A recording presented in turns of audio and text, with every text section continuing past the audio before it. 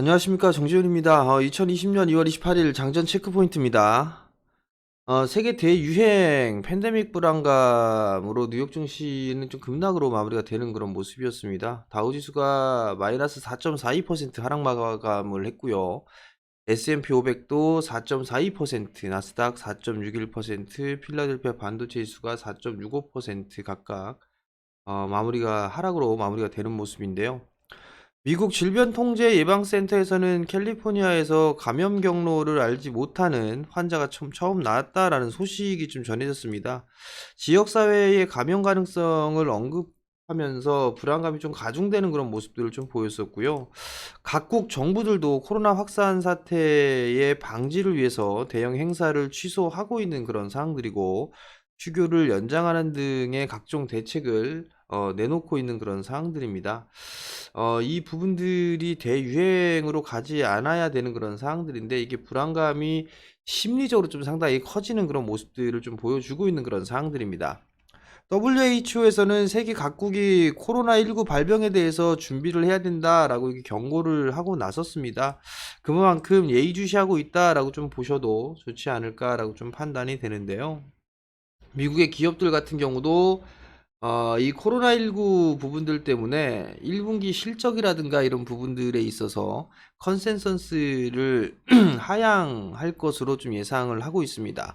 마이크로소프트 같은 경우는 공급망이 정상화가 예상보다는 좀 느릴 것이다 라는 그런 얘기를 했습니다. 매출 가이던스를 충족하지 못할 것이다 라고 발표를 좀 했습니다. 1분기 실적이 부진할 것이다 라는 그런 부분들을 미리 얘기를 한 거죠. 사실 이게 한국 기업들보다 훨씬 더 좋은 게, 이런 미국 기업들 같은 경우는 미리 이런 식의 발표를 하면서 실적에 대한 부분들을 미리 좀 얘기를 해주는 부분들이 참 긍정적이지 않나라고 좀 판단이 됩니다. 페이스북 같은 경우는 소프트웨어 개발자 컨퍼런스를 좀 취소를 결정을 한 상황이고요. 골드만삭스 같은 경우는 올해 미국 기업의 순이익 증가율이 0%에 그칠 것이다라는 그런 전망을 좀 내놨어요. 그만큼 이 코로나19에 대한 부분들이 경제적으로 좀 가져올 수 있는 부정적인 요인이 좀 상당히 크다라고 판단을 하고 있습니다. 기업들이 이런 안 좋은 얘기들을 하고 있는 반면에 긍정적인 얘기가 나오는 기업들도 있습니다. 스타벅스 같은 경우는 중국 내에서 있는 몇백 개의 매장을 다시 운영하기로 했다라는 이런 소식이 좀 전해졌습니다. 시장이 이렇게 급락이 나오는 그런 상황이 전개가 되면서 투자자들 같은 경우는 금리 인하에 대한 부분들 기대를 하고 있는 그런 상황들이죠. 연방준비제도가 3월에 당장 금리를 내릴 것이다 라는 그런 기대감이 급증을 하고 있는 그런 상황들이고요. 4월까지 한 차례 이상 그 금리를 내릴 것이다 라는 전망은 90%에 육박하고 있는 그런 상황입니다. 찰스 에반스 시카고 연방준비은행 총장은 각국이 정책 조정을 좀 고려해야 된다라는 그런 부분들을 얘기를 했었고요. 케빈 허시 전 연준 이사 같은 경우는 세계 중앙은행들이 금리 인하에 동참을 해야 된다라는 발언을 했습니다. 그만큼 지금 사태가 급박하게 돌아가고 있다라는 그런 부분들을 표현한 게 아닌가라고 좀 판단이 됩니다. 대체적으로 종목군들 대부분 다 급락으로 좀 마무리가 됐습니다. 아마존이 4.8% 밀렸고요. 애플 같은 경우도 6.54% 하락 마무리가 됐고요. 마이크로소프트가 7%대로 하락폭이 좀 제일 컸습니다. 페이스북도 3.7%, 구글도 밀려 내려오는 그런 모습들을 좀 보였고요. 대체적으로 전 업종이 하락으로 마무리가 되는 그런 모습들이 좀 보였었어요. 그렇기 때문에 한국 시장도 좀 문제가 되지 않을까라고 좀 판단이 되는데, 야간 선물 시장 같은 경우는 0.63% 하락으로 좀 마무리가 됐습니다. 근데 이제 중요한 부분들은 미국 시장이 이렇게 빠졌단 말이에요. 좀 차트를 좀 보면 나스닥 시장인데요. 나스닥 시장 같은 경우는 지금 RSI 지표가 침체권역으로 좀 들어왔어요. 과거에 침체권역으로 들어왔을 때의 모습들을 좀 보게 되면 밀려 내려오는 그런 모습들을 좀 보이다가 이게 이런 식으로 빠져버리는 게 문제예요. 빠졌다가 급반등이 좀 나와주는 그런 모습들을 좀 보였었죠. 침체권역에 들어갔다가 바로 올라갔었고요. 여기서는 이제 RSI가 침체권역으로 진입을 했는데 여기서 단기적으로 급락을 했던 그런 부분들이 있기 때문에 반등에 대한 부분들은 비교적 좀 강하게 나올 수 있지 않을까라고 좀 판단이 됩니다. 뭐 아마 미국 쪽 같은 경우는 또 트럼프 대통령의 대선도 있는 그런 상황들이에요. 대선도 있는 그런 상황들이기 때문에 이 부분들에 있어서 뭔가 코멘트가 분명히 나오지 않을까 싶어요. 그러한 부분들을 좀 놓고 보게 된다라면 미국 증시도 반등권역으로 진입을 하고 있는 그런 부분들, 그리고 낙폭과대로 서서히 좀 진입을 해 나가고 있다라는 부분들이 긍정적으로 좀 봐야 되지 않을까. 뭐 안 좋은 그런 상황에서 그나마 긍정적인 요인들을 좀 찾는 그런 상황들이죠. 과거의 흐름들을 보더라도 낙폭과대로 지금 진입을 했다가 기술적인 반등 타이밍이 나와주는 그런 모습들을 좀 보였었기 때문에 마찬가지로 반등 타이밍을 노려볼 그럴 타이밍이 좀 되지 않았나라고 좀 판단이 됩니다. 다우지수 같은 경우도 하락폭이 더 컸어요. 낙폭이 상당히 좀 크게 나와주는 그런 모습들을 좀 보였었고 전저점 자리대까지도 밀려 내려오는 그런 모습들을 좀 보였단 말이죠. 그렇기 때문에 시장에 있어서는 기술적인 반등 타이밍을 노려볼 수 있다. 이렇게 좀 보시면 좋을 것 같고 침체권역으로 빠져들고 난 이후에 회복에 대한 속도는 빠르게 나타났다라는 점, 이 부분들도 마찬가지고요. 그리고 또 다른 이 부분들까지도 일단 반등이 나와주는 그런 모습들을 좀 보였다라는 거는 긍정적으로 좀 봐도 좋지 않을까라고 좀 판단이 되고요. S&P 500 같은 경우도 침체권역으로 빠져들었어요. 과거의 흐름들을 보게 된다라면 침체권역으로 진입을 하고 난 이후엔 회복을 해줬다라는 거, 그 부분들 좀 기억을 하시면 좋을 것 같고요.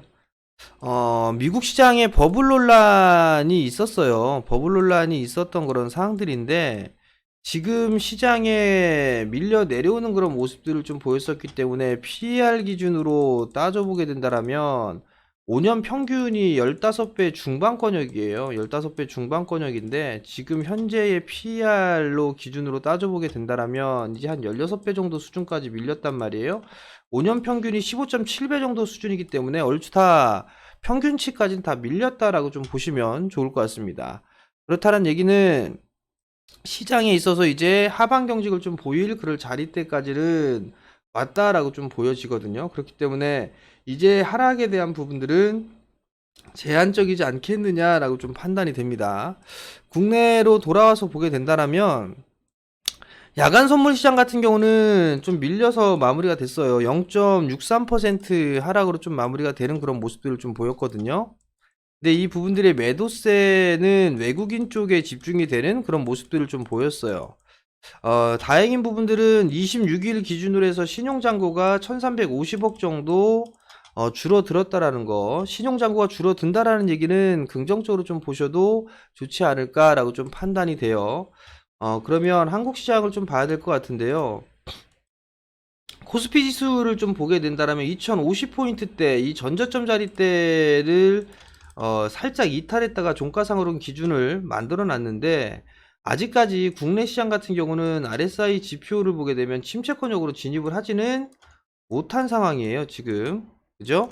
그렇게 되다 보니까 오늘 하락 출발, 개파락 출발을 하게 된다라면 침체권역으로 좀 들어가는 그런 부분들은 기정사실화가 좀 되는 부분들이 아닌가 싶어요. 그렇다는 얘기는 장중에 차라리 이게 미국 시장이 급락을 했기 때문에 야간 선물 시장에서 0.63% 빠졌다고 해서 그 정도만 빠지는 게 아니라 오히려 개파락 출발을 하게 된다라면 그 자리대에서는 크게 문제가 되진 않을까 싶어요. 양봉도 출회되지 않을까라고 좀 판단이 되는데 오늘 좀 체크를 해봐야 될 부분들은 수급적인 부분들이에요. 수급적인 부분들 외국인 쪽에서 대량 매도가 좀 나와주는 그런 모습들을 보였었단 말이에요. 대량 매도가 좀 나왔던 그런 모습들을 보여주고 있기 때문에 여기에 있어서의 매수로 좀 전환되는 그런 모습들이 전개가 돼야 되고 개인 쪽에서는 매도가 좀 나와주는 그런 모습들을 좀 보여줘야 돼요. 근데 그렇지가 않기 때문에 지금 계속적으로 시장이 탄력을 받지 못하는 그런 부분들입니다. 기관 쪽 같은 경우는 매수를 해주고 있는 그런 상황입니다만 금융투자 쪽은 여전히 매도가 나와주고 있는 거, 이 부분들이 부정적이다. 결국은 수급적인 악화가 계속되고 있는 그런 상황이다라고 좀 보시면 좋을 것 같습니다. 코스닥 시장도 마찬가지죠. 매도세 이렇게 많지가 않았었어요. 근데 갑자기 이거를 연속적으로 대량의 매도가 나왔었고 그 물량들을 개인 투자자들이 다 받아갔단 말이죠. 거래소 시장 같은 경우는 기관 쪽에서 금융투자를 제외한 나머지 기관들은 매수를 해줬지만 전날 같은 경우는 모든 기관들이 다 매도를 했다라는 거, 이 부분들이 코스닥 쪽에 있어의 수급을 악화시키는 주 요인이 아닌가라고 좀 보여집니다. 아무래도 코스닥 시장 같은 경우도 하락폭이 좀 덜했어요. 거래소 시장보다는. 근데 아마 오늘 같은 경우는 조금 주의를 해야 되지 않을까 싶습니다. 근데 이제 어찌됐든 간에 낙폭과대로 좀 진입을 하게 된다라면 코스닥 시장은 거래소 시장보다 변동성이 더 크게 나올 수가 있다라는 거, 그 부분들을 좀 기억을 하고 보는 전략이 좀 좋을 것 같고요. 일단 시장에 있어서는 종목군들이나 이런 부분들 보게 되면 어제 같은 경우는 2차 전지 쪽 섹터가 많이 빠졌어요. 2차 전지, 그 다음에 IT 섹터가 좀 많이 빠졌거든요. 반도체, 장비, 소재, 부품, 뭐 디스플레이 쪽도 마찬가지로 많이 빠졌고요. 그 다음에 5G 쪽 섹터도 많이 밀려내려오는 그런 모습들을 좀 보였었어요. 근데 여기서 중요한 부분들은 경기가 침체가 되거나 이런 부분들이 나오게 된다면 정말 큰 문제가 되겠죠. 장기화가 된다라는 것 자체는. 근데 돌려 세우는 그런 모습들이 보여지게 된다면 이들 섹터들이 가장 빠른 속도로 빠르게 회복을 해줄 수가 있어요. 회복을 해줄 수가 있는 그런 사항들이기 때문에 이쪽 섹터 같은 경우는 매수 관점을 유지하는 그런 전략이 좀 좋을 것 같고, 종목을 보유하고 있다라고 한다라면 여전히 보유를 해 나가는 그런 관점이 좋다라는 부분들을 좀 기억을 하셨으면 좋겠습니다. 종목군들도 보게 된다라면 이런 식으로 뭐 머니가이패스 같은 경우 보면 낙폭과 대형으로 좀 진입이 되는 그런 부분들 모습들이 좀 보일 수가 있어요. 아직까지는 조금 여유가 남아 있는 그런 사항들인데, 만약에 낙폭과대로 좀 진입을 해 나가는 그런 종목군들이 있다라면 그런 부분들은 분할로 매수 포인트를 잡아도 충분하지 않을까라고 좀 판단이 되고요. 지금 셀트리온 헬스케어 같은 경우 그나마 시장 대비해서 견조한 그런 모습들을 좀 보여주고 있는 그런 사항들인데, 이러한 종목군들의 변동성이 좀 커질 수가 있다라는 거, 그 부분들 좀 기억을 하시고요. 그다음에 종목마다 보게 된다라면, 만약에 이 종목을 가지고 있는데 셀트리온 헬스케어를 가지고 있는데 전저점이 깨지는 모습들을 좀 보여지게 된다라면 이런 식으로 하락 N자형으로 밀릴 수 있다라는 거, 그러면 그 이하권역부터는 언더슈팅으로 좀 볼 수가 있어요. 그러면 그 자리 이하권역에서는 분할매수 포인트를 잡아가면서 비중을 서서히 늘리는 그런 전략이 좀 좋지 않나라고 판단이 되거든요. 그 부분도 좀 기억을 하시고요. 원익 IPS 같은 경우를 보게 된다라면 최근에 저점 자리대를 깨고 내려갔단 말이죠. 이 자리대를 깨고 내려가는 그런 모습들을 좀 보였었는데, 그렇게 된다라면 여기서는 이런 식으로 밀릴 거란 말이에요.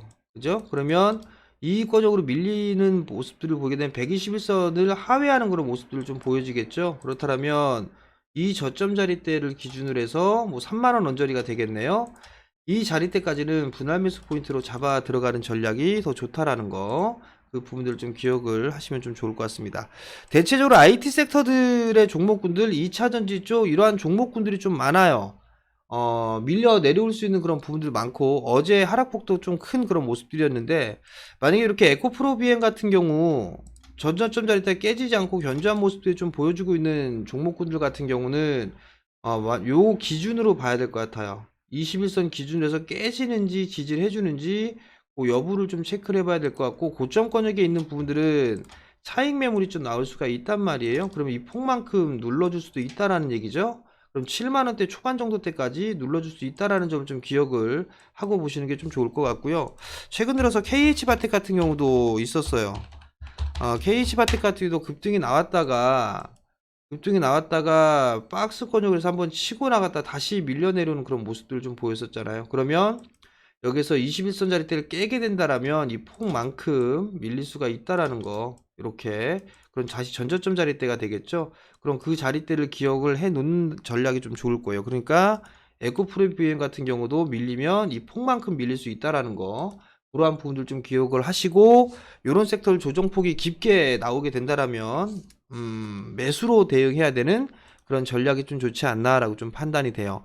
시장은 오늘 만약에 개파락 출발하게 된다라면 코스닥 시장 같은 경우는 하락폭이 좀 더 클 수도 있어 보입니다. 지금 보니까 그 부분들 좀 기억을 하시면 좋을 것 같고요. 거래소 시장 같은 경우는 낙폭과대로 좀 진입을 할 것 같아요. 낙폭과대로 좀 진입을 할 것 같지만 밀려 내려와도 제 개인적으로 이 저점 자리 때 깨고 내려가서 그런 모습들은 보여지지는 않습니다. 일단 봤을 때는 1950포인트 언저리대가 올해의 하단권으로 좀 보고 있고, 상방 자리대는 2350에서 2400이에요. 여전히 올해 박스권적으로 좀 진행될 것이다라는 그런 전망이나 이런 부분들은 저는 그대로 변경 없이 유지가 되고 있는 만큼, 시장이 빠져 내려오게 된다라면 또 다른 기회로 삼아야 된다라는 거, 그 부분들 좀 기억을 하시고, 시장 밀린다고 해갖고 심리적으로 위축이 될 수밖에 없는데, 위축이 돼서 종목군들 그냥 뇌동매매를 하면 안 된다라는 거, 그 부분들만 좀 기억을 하셨으면 좋겠습니다.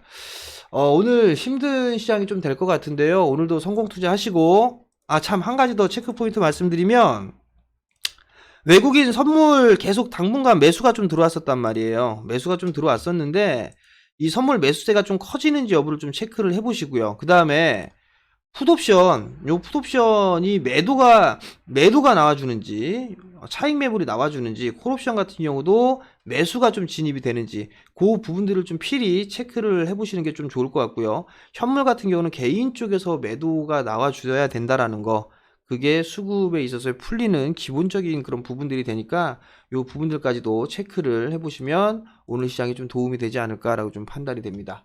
자, 오늘 시장 성공 투자하시고요. 저는 다음에 다시 장전 체크 포인트로 찾아뵙도록 하겠습니다. 성공 투자하십시오.